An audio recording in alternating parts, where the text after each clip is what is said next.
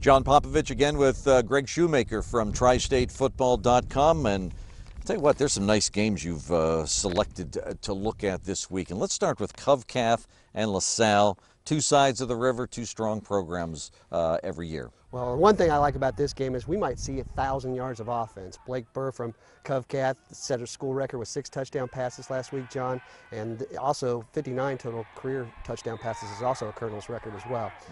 LaSalle last week lost to Lakota West, but they got 466 yards on offense.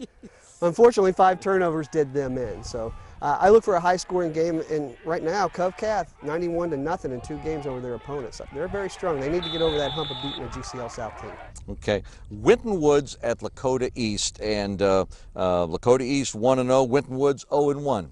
Good game last year. Lakota East won by 1 in overtime. This year I expect the same sort of battle. The triple option is really going well for the Thunderhawks right now. The one thing is they don't have Princeton or Colerain on their GMC schedule. It's important for them to win these next 2 games and maybe get their first ever playoff appearance. Withrow and Anderson. We watched Withrow lose a close one to Turpin last week. Anderson, meanwhile, well, they got blown out, and I was amazed by that. Very shocking what happened there in that game. The one thing I will say, I need to see Withrow's offensive line be more assertive. They only gained 121 yards, and they're averaging 300 pounds across the front line. They've got to do a better job up front. Now with Anderson, they're a young defense. They've got to hold somebody. The loser of this game is in a very precarious situation because they're going to be 0-2, and next week Anderson will go to Lakota West and Withrow goes all the way up to Centerville. So if you're 0-2, you're going to be in a deep hole to build yourself out of come playoff time. But if you're 1-1, now you've got a shot at either beating Centerville or Lakota West.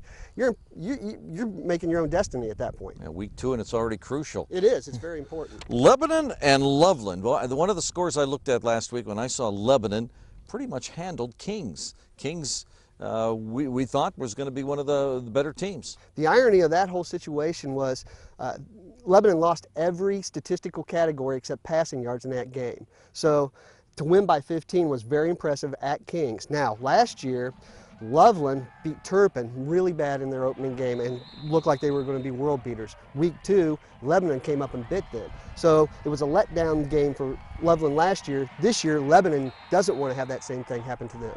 Okay, we're standing at the game of the week. Cooper against Boone County, an established power. Cooper still an upstart, but playing very well. Well, they did everything predicated on defense, and that's what this whole program's all about. They're only giving up, well, over their last 10 games, only 10 points a game, and only giving up 13 total points on this season. Their good defense leads to their offense, which Tyler Morse, their quarterback, and A.J. Collins, their running back, are a very good duo. They complement each other very well. Tyler Morse is the reigning Class 5A District 5 Player of the Year.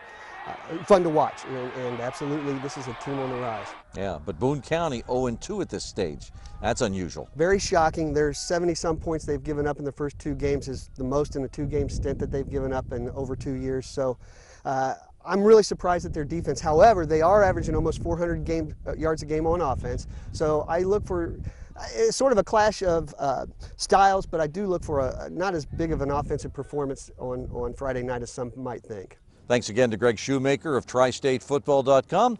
We'll see you Friday night.